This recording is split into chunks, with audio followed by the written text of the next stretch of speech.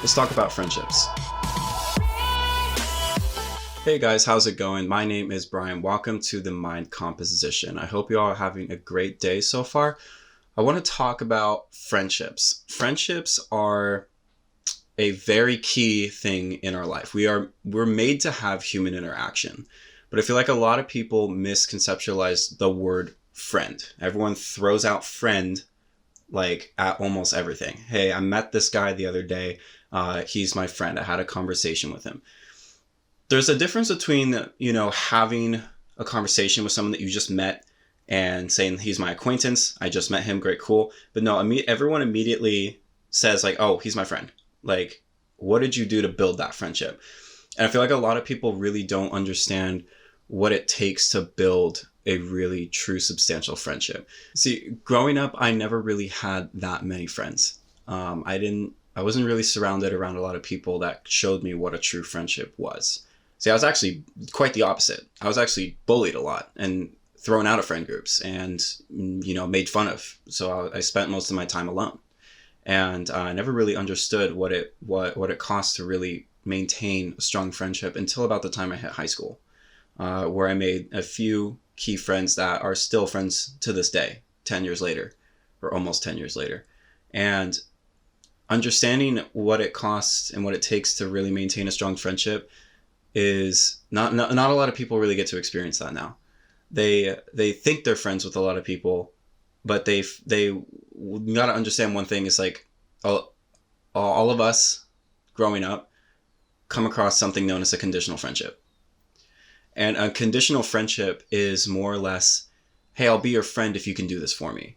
I'll be your friend if you can get me into the bars. I'll be your friend if you can get me around your cool friends. I'll be your friend if you can, be there for me, when it's convenient.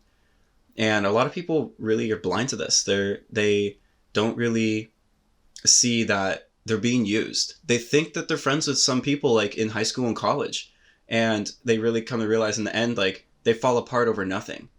They think they're deceived. They think that their best friend, like, oh no, we're close. We're really cool together. We got some really cool memories together. We've spent all of our lives together, like, and all this. And then one bad thing happens and it's gone.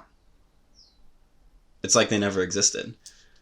And I've seen this happen so many times, and it's happened to me personally too, where one small thing has ended a 5, 6, 7 year friendship.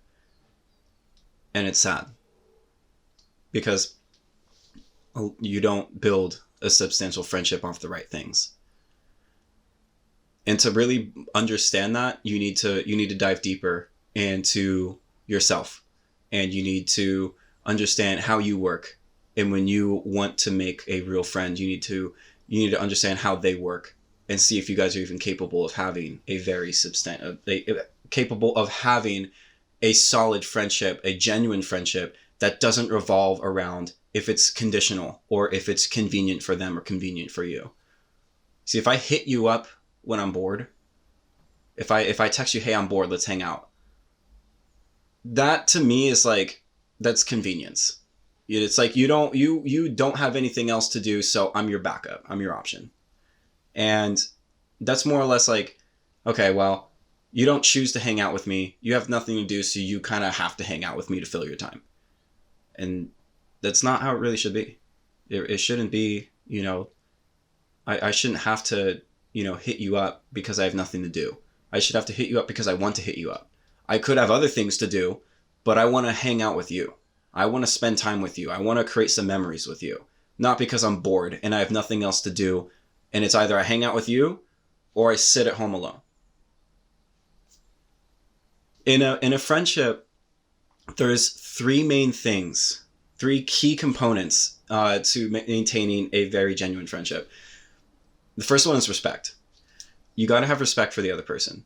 If you don't respect them, what they do, who they are, how they act, you cannot even come close to building the other two out of the three.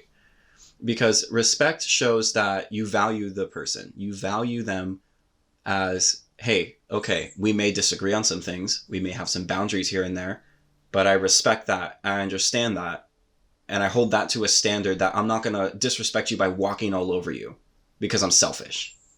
That's selfish when you disrespect someone and you walk all over them. That's basically saying, hey, you don't matter. Your boundaries, insignificant. They do not matter at all. I'm going to do what I want, because I'm just a disrespectful a-hole. Don't do that. Like, respect the other person's boundaries, whether that may be anything. Whether it's what the business they're in, whatever belief systems they have, their opinions. My God.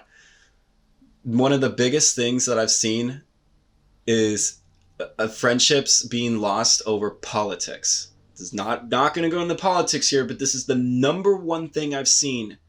Hey, I don't want to be your friend anymore because you voted for so-and-so, or you believe this, or you don't support what I support. That's not really respect. I mean, I know that can personally offend some people, if they believe in something that's the opposite of what that person believes in, but then again, that's your choice if you want to continue to be with the friends with that person. If you don't respect that, then don't even be friends with that person. Because if you continue to pursue a friendship based off of superficial things, you're going to hurt that person. You're going to disrespect them. That's number one. And number two is more than obvious, communication. All right. You need to have a good communication between you and a friend. All right. You need to be able to, and I'm not saying text them and call them and stay in touch. And I mean, actually, you need to communicate with that person how you feel, or what's going on in your head. Don't keep it behind your back. Don't keep it, up here. If something happened and you can't communicate to them how you feel, how that made you feel, if that hurt you, if that made you feel uncomfortable. If my friend did something to me and I didn't like it, I'm no filter. I'm straight up like, hey man, I don't like that.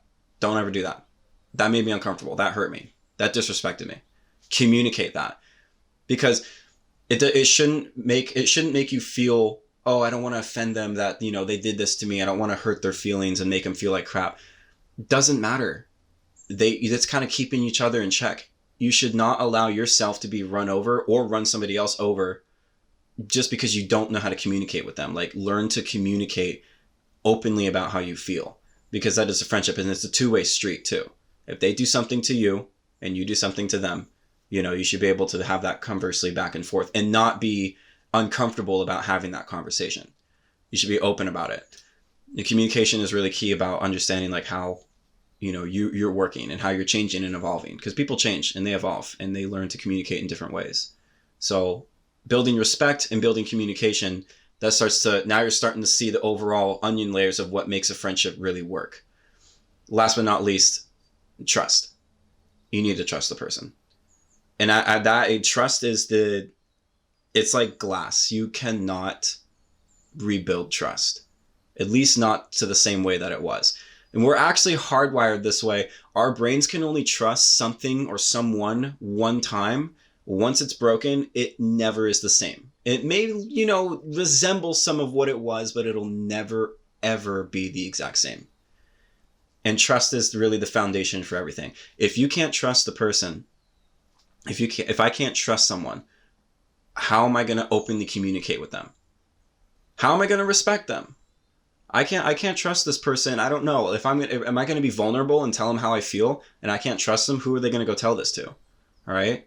If I can't trust this person, how am I supposed to be able to respect them? All right. In the same way that they respect me.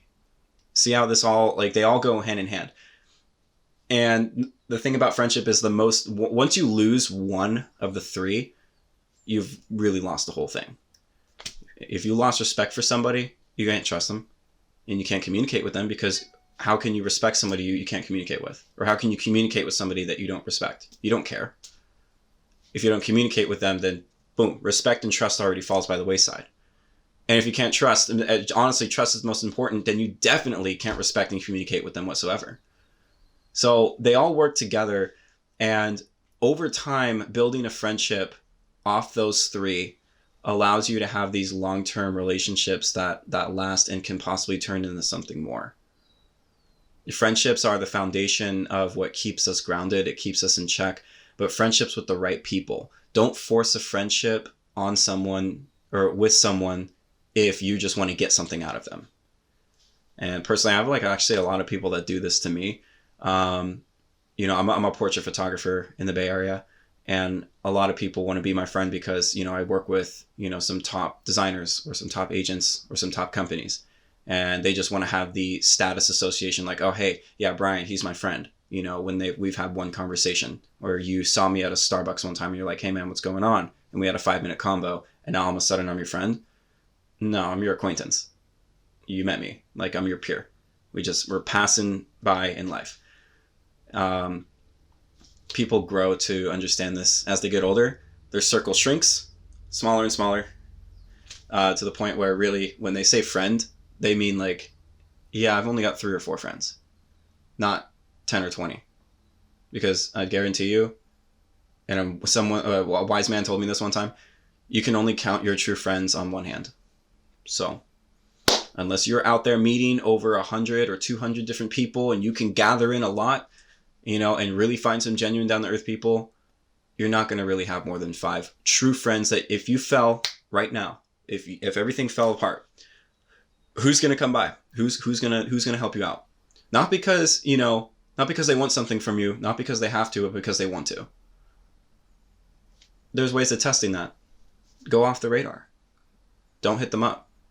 Don't tell them you're not hitting them up either. Just take a couple days and just take your hands off your phone, go airplane mode, and see who actually notice if you're gone. See who notice if, where your presence is. That's the number one way to find out who is really there for you, who's not. And it sucks because, some of the people you thought that would be there for you aren't. And to this day, you still haven't heard from them. So really understand yourself for who you are, what your values are, what you hold to a high standard. And when you meet someone and you want to make a friend in them, understand if they match, because not everybody's meant to be a friend with everybody. You're not meant to be friends with every single person. You're going to differ. And there's going to be people on different pages that just plain out won't understand each other. But when you do meet that person that you want to be a friend with and they want to be your friend too, make sure that you build those 3. Because without one, all of them are going to fall apart. And if you ever want to pursue something more with that person, you need to have friendship. Friendship is the most important thing. We're meant to have human interaction with everybody. At least with everybody, human interaction, but at the same time, out of everybody, have at least a few people that you can really connect with. Because you're not meant to be alone either. And you should value friendship. But when you take on something like as serious as it should be taken, you should be able to build it genuinely and not off superficial things. Not off of what can you do for me? What can I get from you? Sucks. I mean, people do it to me all the time. I remember, it's kind of funny. An old friend hit me up and they were like, yeah, hey, let's catch up. Let's hang out. Let's go grab coffee, that kind of stuff. Right. So I said, okay, sure. Let's catch up. I knew you from senior year or something like that, or freshman year of college.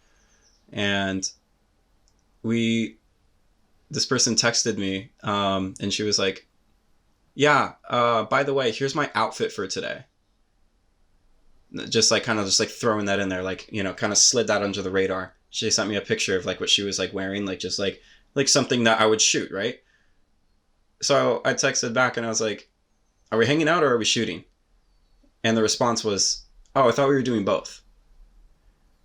So I just said, no, we're not. She's like, okay, well, can we still hang out? And I said, no.